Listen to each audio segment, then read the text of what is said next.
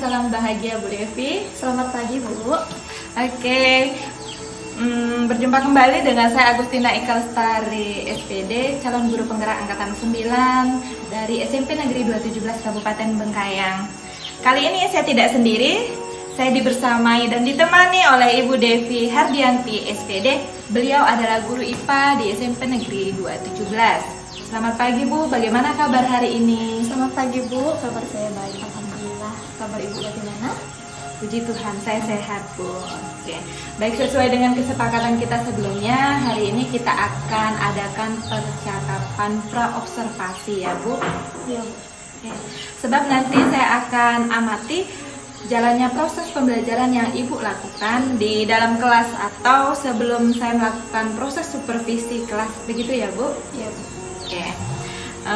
Adapun tujuannya dilakukan supervisi adalah untuk mengetahui, mengamati serta mengevaluasi jalannya proses yang Ibu lakukan di dalam kelas. Dan kenapa kita hari ini harus melakukan percakapan pra-observasi?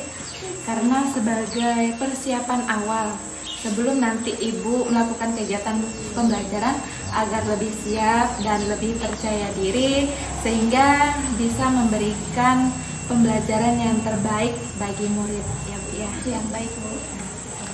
Ada beberapa pertanyaan yang akan saya sampaikan. Pertanyaan pertama yaitu tentang tujuan.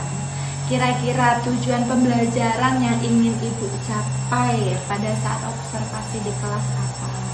Untuk tujuan pembelajarannya, karena saya mengambil materi tentang bioteknologi Bu, jadi yang pertama itu saya akan menganalisis prinsip dasar dari bioteknologi. Kemudian saya juga membuat produk bioteknologi konvensional dalam hal pangan. Baik, jadi ada dua tujuan pembelajaran yang ingin Ibu capai ya. Nah, bagaimana dengan area pengembangan yang ingin Ibu capai atau ingin Ibu lakukan saat observasi? Jadi untuk area pengembangannya, saya akan mengambil tentang aspek pengetahuan dan juga keterampilan Bu.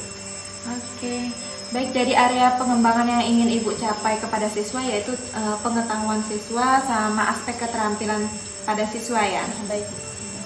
Nah, saya ingin mendengar juga nih bagaimana rancangan pembelajaran yang ingin Ibu terapkan di dalam kelas. Mungkin dari strategi pembelajarannya, model pembelajarannya, ataupun metode pembelajarannya. Baik Bu, untuk strategi yang saya gunakan yaitu pembelajaran berdiferensiasi berdasarkan kesiapan belajar siswa yang diintegrasikan dalam sosial emosional Bu. Nah, kemudian untuk melakukan pembagian kelompok juga sebagai kemampuannya dan juga keterampilan serta keaktifan siswa. Nah, untuk pendekatannya saya menggunakan pendekatan saintifik, kemudian modelnya itu PBL, Program Based Learning, dan juga untuk metodenya metode diskusi. Bagus, rencananya sudah bagus ya. Baik, rencana yang Ibu terapkan di dalam kelas berarti menggunakan strategi pembelajaran berdiferensiasi dan diintegrasikan dengan pendekatan sosial emosional ya. Kemudian model pembelajarannya PBL atau Problem Based Learning, serta metode yang Ibu gunakan yaitu diskusi kelompok. Begitu ya Bu? Iya Bu. Nah, bagaimana dengan media pembelajaran yang akan Ibu pergunakan di dalam kelas? Nah, pertama kan untuk pembelajaran berdiferensiasi itu saya akan menggunakan aplikasi. Kemudian untuk materinya saya akan menggunakan PowerPoint. Sudah bagus ya tentang rencana pembelajarannya. Nah, baik, kira-kira kapan nih Ibu akan melakukan kegiatan pembelajaran tersebut? Di hari apa, kelas berapa, dan jam keberapa? Nah, karena materi bioteknologi ini ada di kelas 9, maka saya akan mengambil kelas 9B yang ada di hari Rabu. Jamnya itu jam ke-7 sampai jam ke-9, jam 11.40 sampai jam 13.40 Bu. Oke, baik, minggu depan berarti nanti di hari Rabu jam ke-7 sampai 9 dan di kelas 9B saya akan datang di kelas Ibu ya.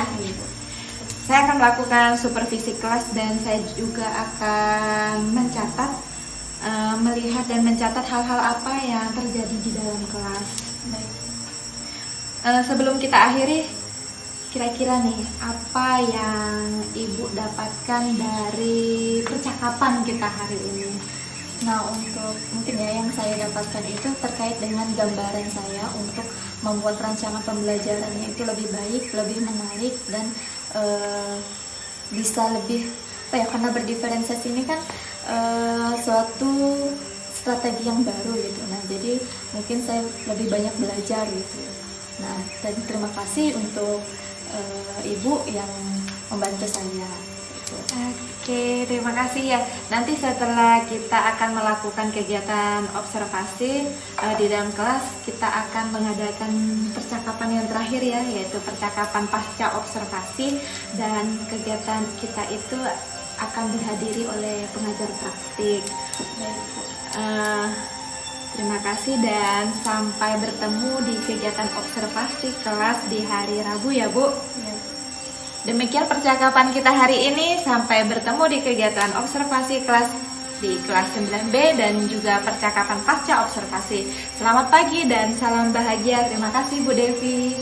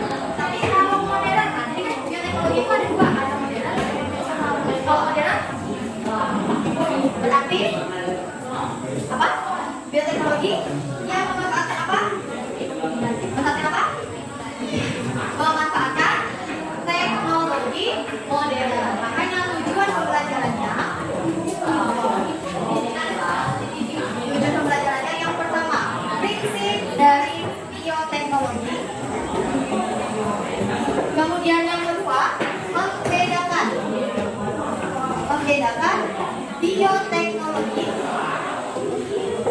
konvensional dan modern. Kemudian yang ketiga, dampak dan penerapan bioteknologi konvensional dan modern. Dan yang terakhir adalah membuat produk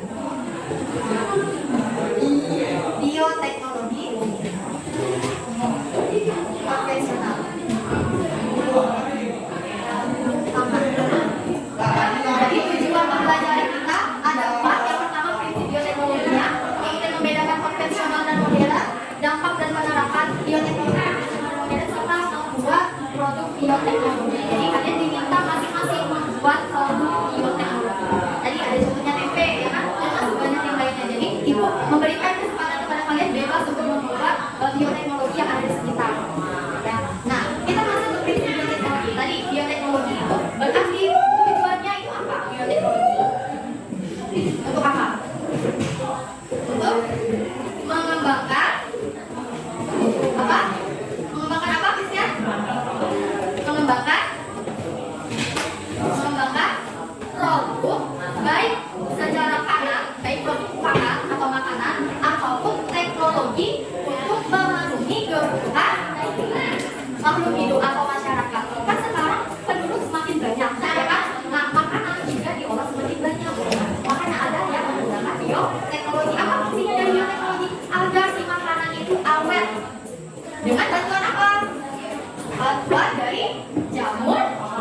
materi ataupun transgeni. Ya, transgeni. Ya, nah itu. Kemudian apa bedanya biotek konvensional dan modern? Nah, akan kita bahas secara berkelompok. Jadi kita kan kemarin sudah membahas tentang gaya belajar.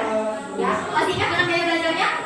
Masih. Oke, silakan sekarang ukur dengan kelompoknya untuk gaya sesuai dengan gaya belajarnya. Ada yang audio, visual, dan kinestetik. Oke, silakan sekarang.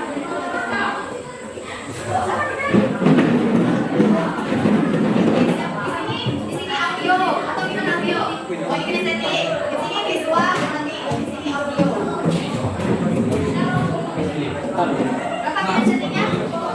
Kinestetiknya ada berapa orang? Oke. Ada kinestetik. Kan ada kinestetik visual kan? Visualnya berapa orang?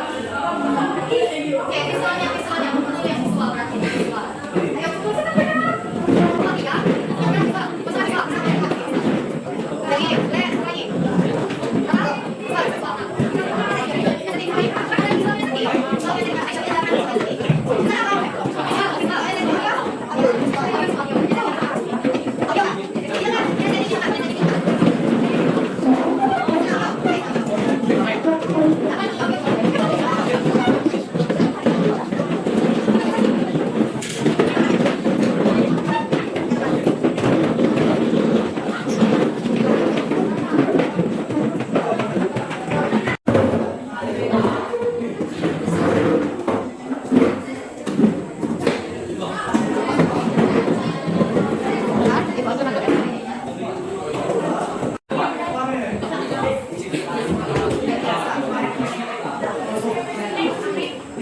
kita berapa? Lagi ya?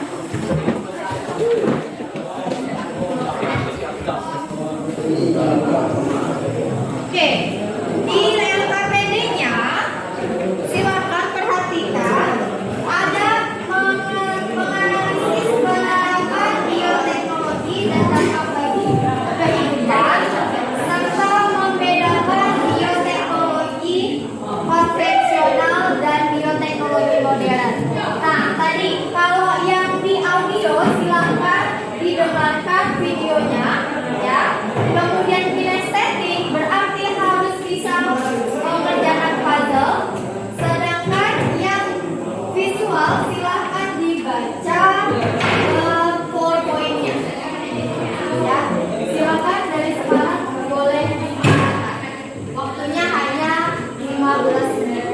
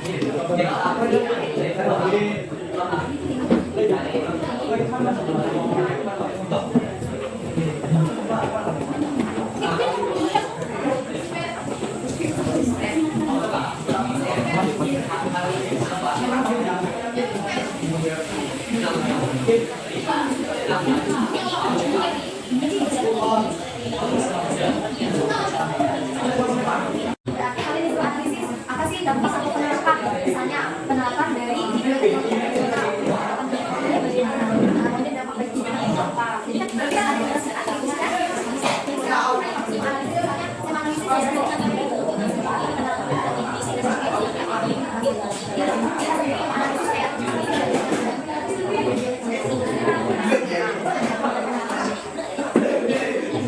siap teman-teman, kami dari Botwal ini standing akan diskusi mempresentasikan hasil diskusi kami.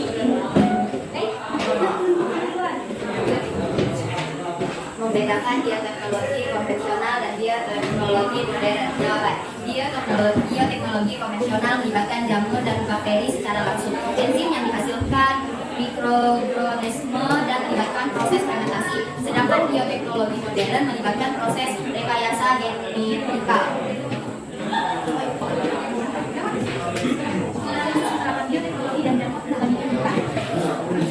Jawaban bioteknologi konvensional adalah bioteknologi yang menggunakan mikroorganisme sebagai alat memasukkan proses berdasar. Dampaknya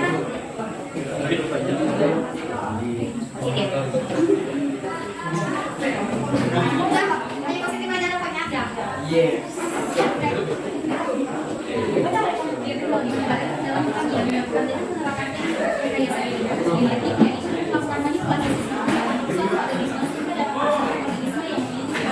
Dampak bagi lingkungan berpengaruh pada peningkatan kebutuhan pangan, mendapatkan organisme yang berselamat dan mendapatkan keseluruhan yang utuh. Ya, dari presentasi kami, terima kasih. Kami dari Bapak Odi akan mempresentasikan hasil diskusi kami.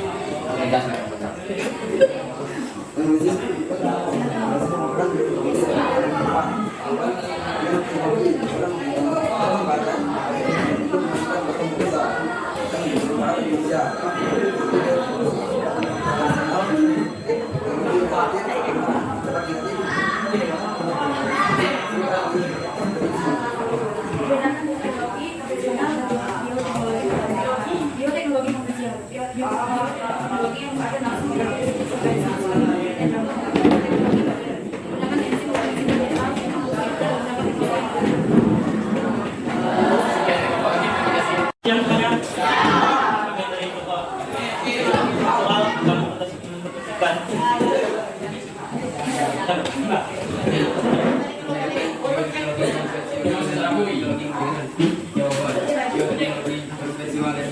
secara langsung seperti bakteri maupun jamur secara langsung. Enzim yang menghasilkan enzim dapat menghasilkan proses fermentasi untuk menghasilkan produk dasar. Bioteknologi modern melibatkan prinsip kimia, biologi, dan juga tidak terlepas dari semua enzim-enzim yang berlangsung dalam proses rekayasa genetika. Menganalisa penerapan teknologi dan dampak kehidupan. Jawaban. Dampak positif untuk memudahkan manusia dalam menyelesaikan masalah. Produk yang berguna. Teknologi dapat didefinisikan sebagai penggunaan mikroorganisme atau bagian dari organisme untuk membuat suatu produk atau jasa sehingga dapat dimasyarakatkan. Sekian dari kami, terima kasih. yang belum bisa menganalisis terkait dengan penerapan dan dampak bioteknologi konvensional dan juga modern. Apa sih dampak dan penerapan bioteknologi?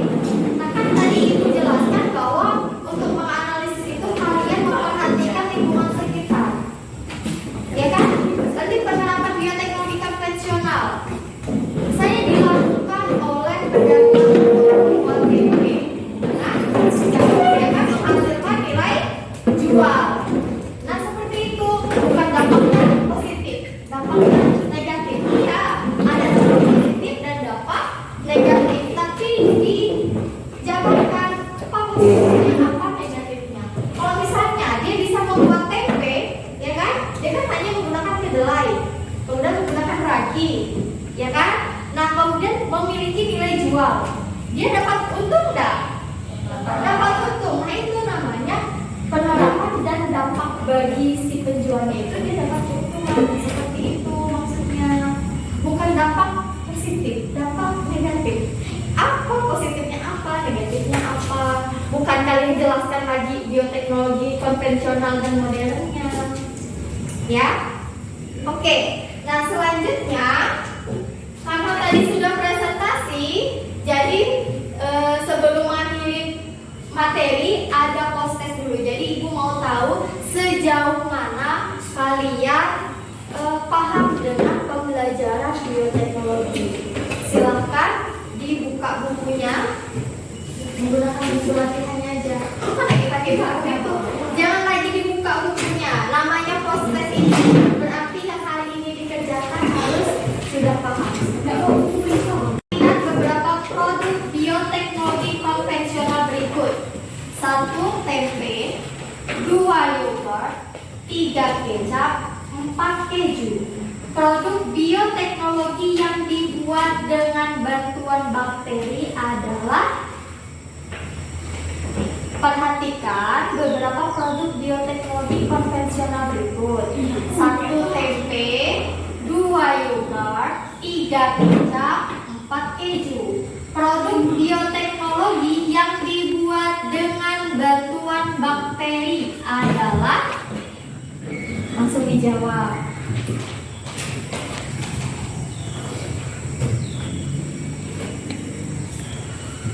Sudah? Sudah ya. Soal nomor 2.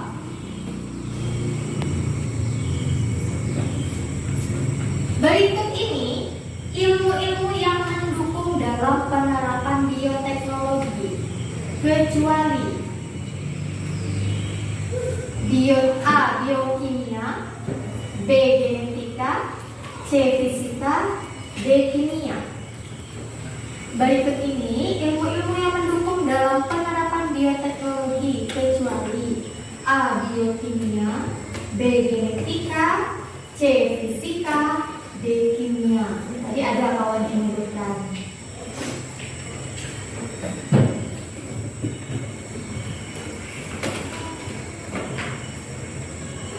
Sudah? Soal nomor 3. Bioteknologi konvensional berbeda dengan bioteknologi modern. Bioteknologi konvensional adalah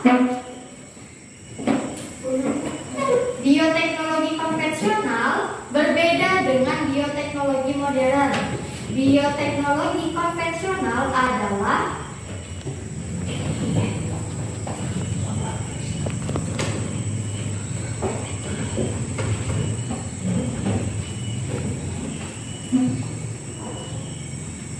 sudah. Soal terakhir keempat, penggunaan makhluk hidup dalam bioteknologi adalah sebagai berikut, kecuali A. Mudah bereproduksi, B. Produk yang dihasilkan bervariasi, C. Dapat dikloning, D. Mudah diperoleh. Penggunaan makhluk hidup dalam bioteknologi adalah sebagai berikut, kecuali A. Mudah bereproduksi, B. Produk yang dihasilkan bervariasi, C. Dapat dikloning, D. Mudah diperoleh.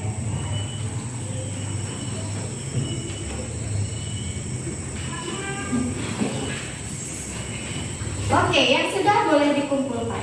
Oke, dikumpulkan. Tidak apa.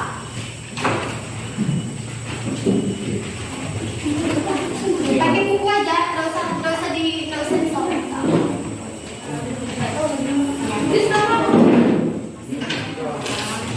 Nggak usah disobek, apa pakai buku aja. Nanti kalian.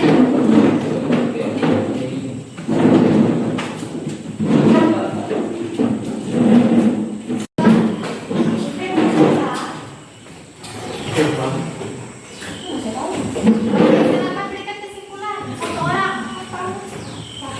Ayo, biar cepat selesai. Satu orang. Kok diam? Kan kok cepat pulang? Habis kesimpulan kita pulang. Ayo, berikan satu kesimpulan. Yang tadi barusan dibahas. Masa masih udah lupa lagi? Itu tadi tentang membedakan bioteknologi tadi. Gavin. Ayo Gavin.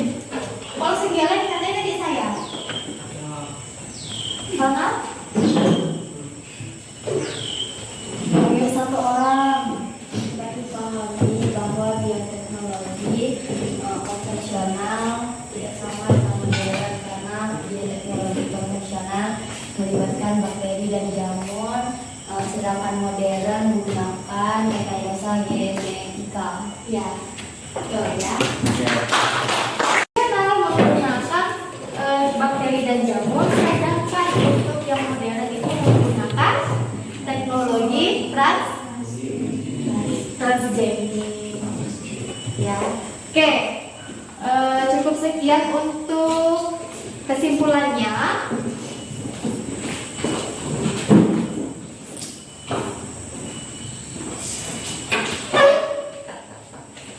Silakan dikemas dan dipimpin doa. Sebelum pulang, marilah kita berdoa menurut ramadan kepercayaan kita masing-masing. Doa dimulai.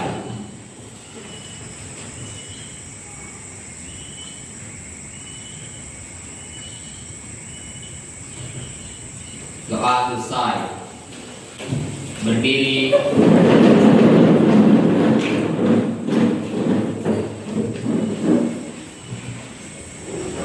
Beri salam.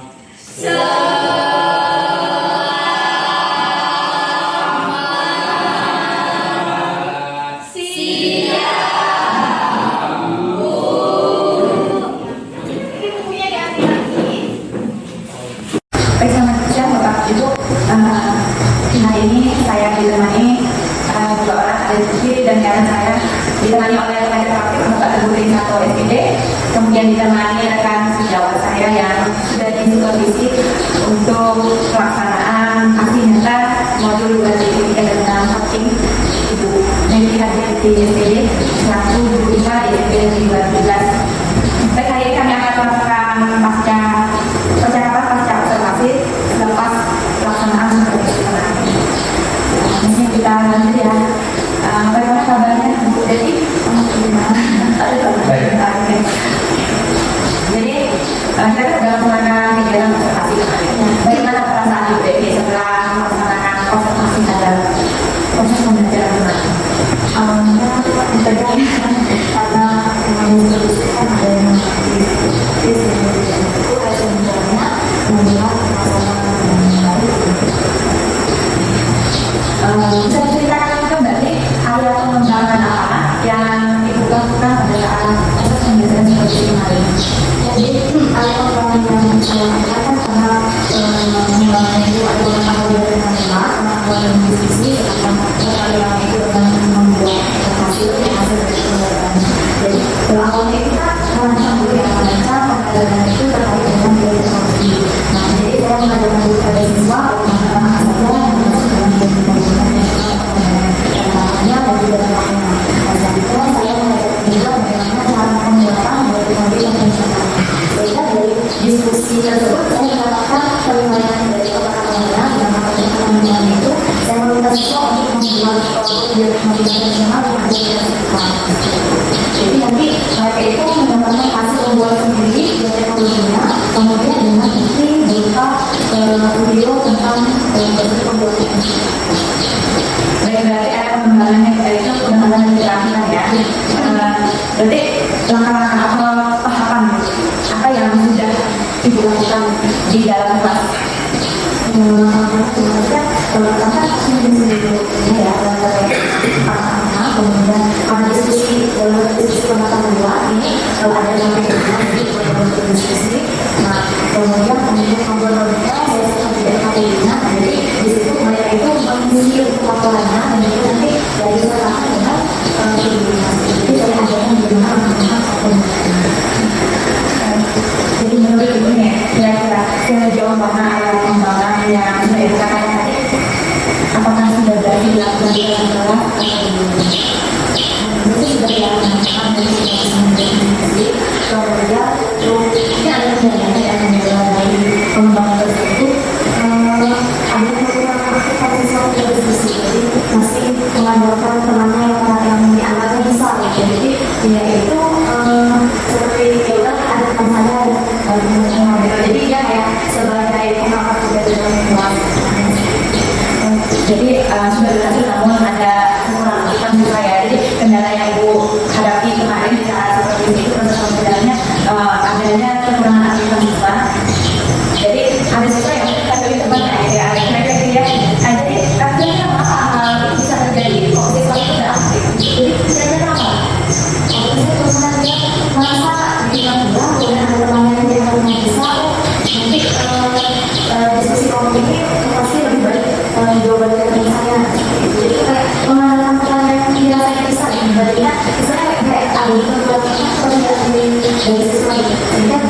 di dalam pembelajaran. Mengatur kurang aktivitas siswanya sehingga nanti siswanya bisa lebih. Nah, kalau kita diskusi kan dengan dia belajar kita ada yang audio, ada visual, ada yang diskusi. Jadi karena diskusinya itu berdasarkan kemudian kan hanya apa namanya kalau mungkin kan berarti sama gitu ya. Mungkin solusi yang saya lakukan ini baru kembali, tetapi misalnya dalam satu kelompok itu ada yang audio, ada visual, ada diskusi, ada central itu. Nah, kemudian saya ingin mencoba menggunakan Map itu kan pembelajaran yang berarti dengan pendekatan DPL, jadi siswa itu diajarkan lagi, tetapi dalamnya itu ada pembelajaran. Jadi sehingga semuanya kita komputer ini kan menggunakan misalnya kita berjalan yang misalnya harus mengetahui titik dari misalnya koordinat ini harus berjalan kemana. Jadi mereka bergerak kemudian objek itu ada soalnya. Jadi solusi yang saya tawarkan Berarti rencana kedepannya nanti menggunakan sistem DPR ya, yang Map ya, supaya nanti semua siswa jadi tidak misalnya menggunakan baik. Jadi bagus rencana kedepannya. Jadi kira-kira nih kapan Ibu akan melakukan perubahan sesuai dengan rencana itu? Materinya kan berjalan ya, sesuai dengan yang berjalan. Kemudian saya lakukan bagi pembelajaran yang dimana kalau misalnya mau itu berjalan materinya kan aku bisa saja berbagai pilihan, jadi sesuai dengan tujuannya materi. Kemudian saya pikir saya berjalan itu sesuai dengan pembelajaran Ceritanya mungkin Ibu berikutnya ya setelah ya, yang baik, semoga nanti perubahan ini sesuai dan realisasi dengan sesuai rencana yang disampaikan. Jadi di pembelajaran percakapan terbatas ini kan juga kita kan mengevaluasi hasil proses pembelajaran kemarin sehingga Ibu dapat menemukan solusi dari kendala-kendala yang Ibu hadapi, berbagi seri pengalaman sama saya supaya nanti akan kita satu sekolah berbagi pengalaman.